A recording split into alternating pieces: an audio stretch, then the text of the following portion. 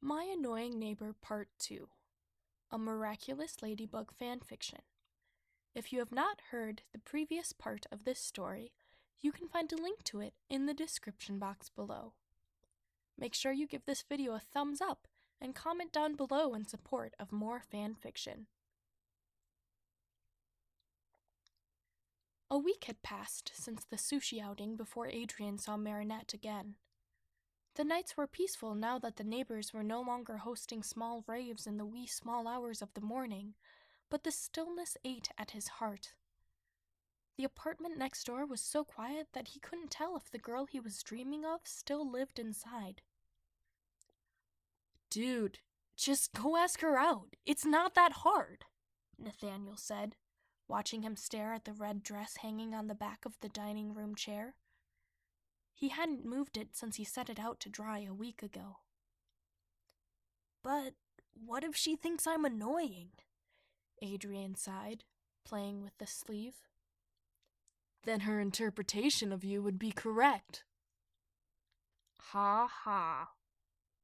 "Look, if you want to see her, bring her some takeout and offer to build a pillow fort. If she doesn't want the date, she'll take the food and leave you at the door. Trust me, I know." "Didn't Julika do that to you once?" "Shut up." Nathaniel turned back to his tablet and pulled up the stock watercolor clip art he worked on in his spare time. "At least I had the courage." "What happened to the shy artist I moved in with, huh?" "It's amazing what a broken heart can do, huh?" Adrien sighed and rolled his eyes. Julika had done a number on Nathaniel, and Adrien didn't want to end up like him, bitter and rude. He missed who he used to be before she broke his heart. "Well, what kind of takeout?" Nathaniel turned around on the couch to look at him, eyes wide with excitement. It had been a while since Adrien saw that look on him, and he was happy to see the glimmer of the old Nathaniel in the room.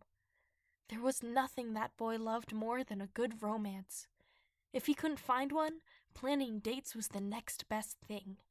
He had a book of dream dates to go on, planned out to the smallest detail, from whenever the Wi-Fi went out and he couldn't watch his favorite rom-coms. "Sushi," he said. "It has to be sushi." "But we went out for sushi last week. Why would she want to eat it a second time with me?" Adrien asked. "Because you never made it to the main course. Show up with the dress and say something bold like, 'I came to finish what we started.' Girls love that." "I don't know." "Dude, you don't even know the girl's last name. How could you possibly know if she wouldn't like this idea?" He had a point. Besides the fact she was a designer and drank orange juice in the mornings, Adrien didn't know much about this girl. That, and she had a party-loving roommate. What else could he do but fess up that he was interested? Worst case scenario, they'd go back to being neighbors that aren't involved in each other's lives anymore. It wouldn't be any different than the last 6 months. Right? Wrong. Adrien knew he had it bad, and he wouldn't be able to ignore that. And he wouldn't be able to ignore that she lived next door. He didn't have a job at the moment, thanks to the savings he acquired from loads of shoots he had as a teenager, and never had to leave the house unless he wanted to. No wonder he hadn't run into her before. "So, do I show up in something nice, or?" he asked, sighing. He was going to do this. He was going to do this. He was actually going to follow Nathaniel's crazy advice. "Button up, no tie, with a belt," Nathaniel said, jumping up to raid Adrien's closet. "Dress shoes?" "No shoes. Black socks. It'll have a 'I'm just dropping by' effect mixed in with the 'this is a date' mood, and it'll make it seem like you going over there is a perfectly normal thing to do." "What if her roommate's there for it?" "I'll make sure that doesn't happen if you give me 100. Don't play this game, Nathaniel. I need a new Apple Pencil, dude. Adrien sighed and thought about how awkward it would be if the roommate were there to see him get rejected. How about 50? I would have done it for 10. You've got a deal. He rolled his eyes and pulled out his wallet.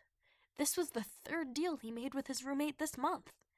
For a shy, budding artist, Nathaniel was good at negotiating. Maybe he developed it after getting ripped off in commissions when starting out, or perhaps it stemmed from his late-night MMORPG escapades. Either way, the guy was great at finding ways to acquire money, especially his money. Is that all? He asked. Should I prepare a movie or something? You do you, man. It's nice to have a backup. Okay, Adrien said, clearing his throat and opening his laptop to look at the sushi bar's menu. Should he order what they got last time? Something new? Just the main course? Appetizers? Drinks? There were so many variables that Adrien's chest began to tighten with anxiety, suffocating him as he tried to make his evening plans. Are you gonna bring her the dress? Nathaniel asked, walking into the kitchen. I don't know. Do you think I should? Nah. Nah? Can you imagine how difficult it would be to have a picnic on the living room floor, watching a movie in that little dress? Good point. Keep it here and, if she asks you about it, make plans for her to come get it. Okay. Yeah, I can do that. I can totally do that. It'll be easy. It'll be fine. It's fine. Everything's fine. You're freaking out at the idea, aren't you? Yep. Totally. Look, man, you've got tons more charisma than I do. You'll be fine. Are you about to give me a pep talk? Nathaniel shot Adrien a "don't push your luck" look and grabbed the Nutella from the cabinet. I'll be in my room if you need me, he said. Want a little toast to go with that Nutella, Nate? Adrien smirked to himself as his roommate scowled and retreated into his den with a tub of hazelnut spread and a spoon. He sighed as the silent kitchen reminded him of his cowardice. Would he actually do it? March next door and say, "Hey, let me in. I want a real date with you because I'm terribly interested in who you are as a person." Probably not.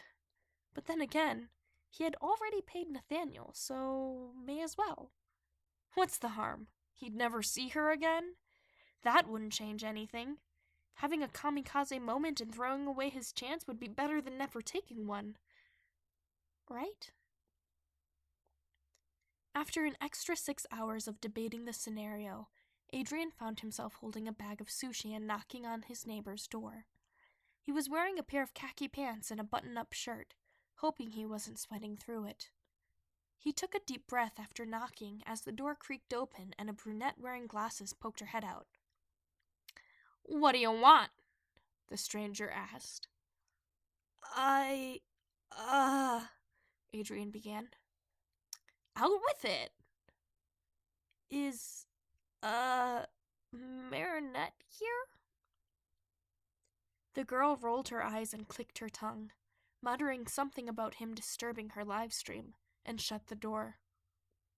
He stood there for a moment, frozen and unsure of what to do. Did she want him to leave? Had Marinette told her to refuse him? Was she going to get her? He wasn't sure, but he also didn't want to look like a stalker left on the porch. "Hi," Marinette said, opening the door so quickly that Adrien jumped in response. "What are you doing here?" He cleared his throat, hoping to make a good impression. I came to finish what we started." I'm sorry?" Here, he said, shoving the bag into her arms and wishing he had phrased his sentence better. What I mean is that you never got to enjoy the sushi last week, so I brought it. I don't mean the sushi from a week ago, of course. That would be gross. I went out and got this today, you know? Just before knocking on your door. Of course, He hated that he was rambling and regretted his decision to come. He was making an idiot out of himself. Would you like to come in? She asked, cutting him off. Yes. Adrien felt his heart glow at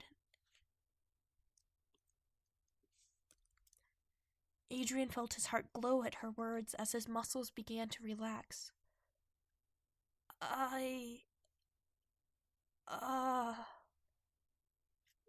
Movie and takeout? Yes. This girl is perfect. He awkwardly stood in the entranceway until she told him to take off his shoes and join her in the living room. Adrien wasn't sure if he should start building a fort with the expensive leather couches, but when Marinette opened the drawers underneath the television, he saw the hoard of blankets stored inside. Would you grab the bar stools, please? She asked, gesturing to the kitchen. Of course. He returned to the living room with red cheeks and chairs to drape blankets over. It's a shame I don't have any fairy lights. That would make this fort extra cozy, don't you think? Fairy lights? Strings of little lights that blink like fireflies when plugged in. Adrien remembered the box that Nathaniel kept under his bed and stood up with enough energy to knock the stools over. He blushed and apologized, quickly stepping back into his shoes and opening the door. A moment later, he was in Nathaniel's room, staring at the scene with his jaw open. Hey! His roommate exclaimed, his face turning red enough to match his hair. Why are you here? I could ask her the same thing, Adrien said, gesturing to Marinette's roommate seated on Nathaniel's desk and eating Adrien's pint of Ben & Jerry's ice cream. Excuse you, my name is Alia, not her, she said, licking the excess dessert off her spoon. Don't be rude. So, what do you need again? Nathaniel asked. Fairy lights, Adrien said, stepping into the bedroom. Under the bed? Why? We're building a fort. You're kidding. The plan worked? Adrien took a moment to stare at his roommate. You're the one who told me it would. Yeah, but I didn't actually think it would. What are the two of you doing anyway? He glanced at Alia. Designing a music video for her DJ boyfriend? Cool. That explained how he got her out of the apartment. Well, I'll just take the box and go. Sounds good, man. Don't come back tonight, you hear me? Adrien felt his face flush as he wriggled the box free from under the bed. He quickly excused himself and made his way back to Marinette, hoping Nathaniel's words wouldn't throw him off his game. Hey, he said, opening the door to the apartment and hoping it wasn't rude of him to not knock. Are those what I think they are? Marinette popped her head out of a small opening between blankets as he entered. Fairy lights, as requested. I'm not sure if they still work, but we can give them a try. Great!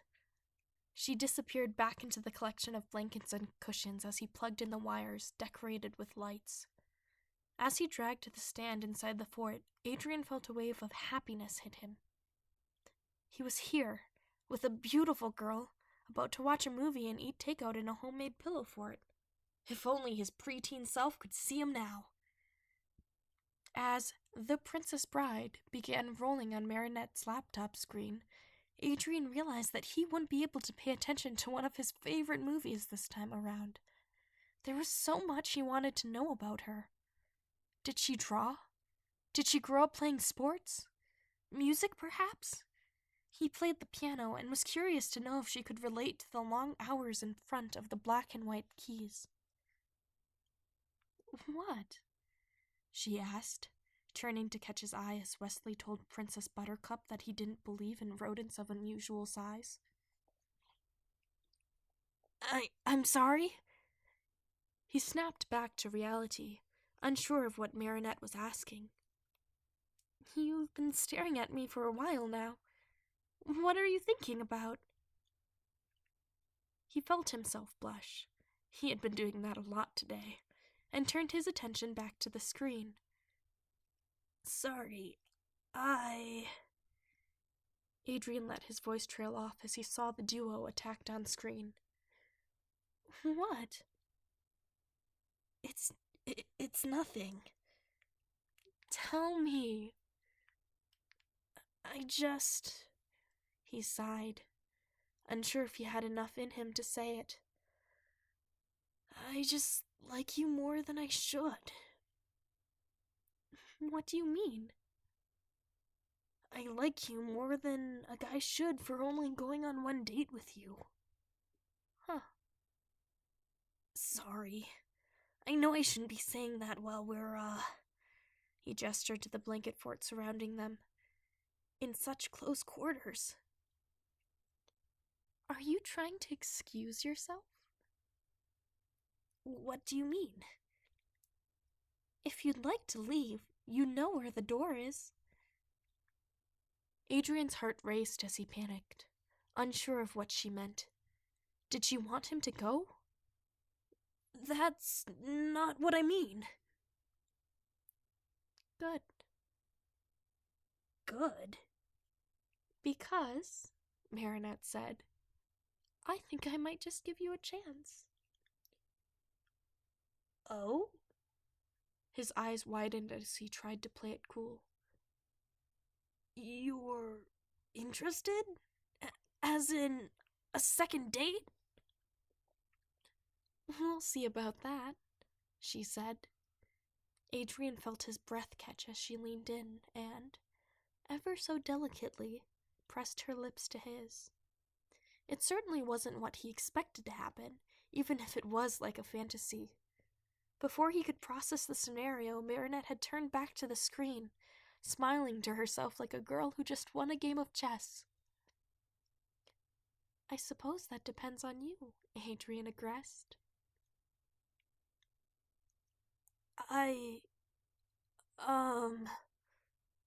He couldn't bring himself to finish his thought.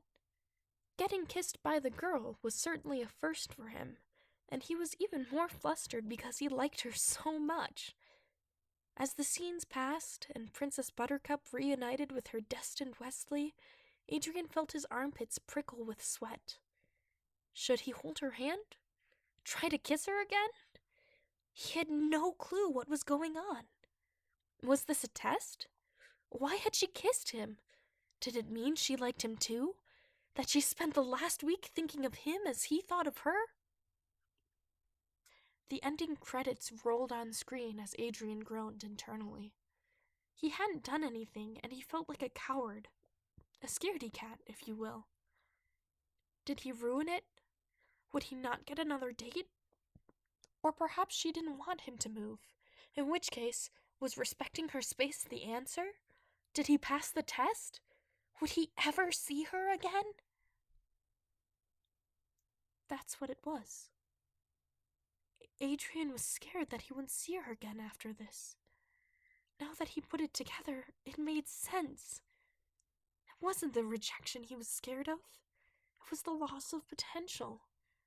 He wanted this girl. He wanted to learn about her and listen to her laugh. He wanted to make inside jokes that only the two of them understood and try new ice cream flavors together. He wanted her to celebrate all of the holidays with him, even silly ones like National Pancake Day or Double Pie Day. He saw a future with her, and he didn't even know her middle name. Well, Marinette said, cutting into his thoughts, that was fun. Yeah. Yeah, it was. Well, she said, crawling out of the fort so she could stretch. Have a good night. You too. Adrien began to pull the blankets off of the top of the couch, folding them and trying to return the room to the state it was in before he showed up unannounced. It was his way of stalling, hoping he could find a way to say something that would convince her to give him one last chance. She joined him, flipping the couch back to its usual position and aligning the feet with the prints on the carpet. Are you stalling? Adrien looked up to the sound of the front door clicking shut and found himself staring at Alia. Yes? Wow, I didn't expect you to own up to that. I didn't expect anyone to call me out on it, so yeah. Well, have fun closing that deal, Alia said. She walked over and kissed Marinette's forehead before disappearing into a bedroom. Alia! Marinette hissed. I should get going, Adrien said, his confidence sucked out of him. He no longer had any idea of what was happening and figured he should call it a night. Oh. Good night. Marinette sent a glare to the bedrooms before hustling over to the door to hold it open for him. Yeah. Good night, he said, stepping outside. He watched as she fidgeted, opening her mouth to say something and then closing it again. What? He asked.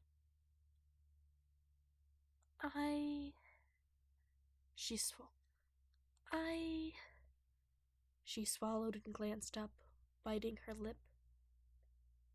When can I see you again? Adrien blinked in surprise. This was different. What happened to the seducing personality from the last 2 hours? You want to see me? Yeah. Same time next week? I was thinking dinner on Monday. I'll be out of town, but I can do Tuesday. I'll be in New York on Tuesday. Thursday? Business conference. Friday? I'm helping a friend move. So, Saturday? Adrien laughed and nodded. So a week from today, then. Yeah.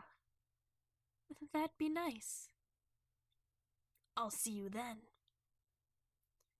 Oh, one last thing. Marinette grabbed his sleeve as he turned to walk away. I'll plan it, okay? That sounds great. He smiled. It was a relief.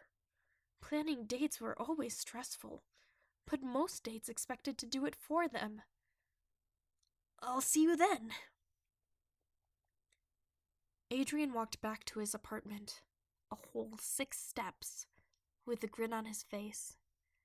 He wasn't quite sure what had happened in the last few hours, but she had kissed him, and he was seeing her again in a week. He could count that as a win. Right? Next Saturday couldn't come soon enough. Thank you so much for listening. Part 3 will be available next Saturday in August. In the meantime, you can check out these other fan fictions. I'll catch you next time.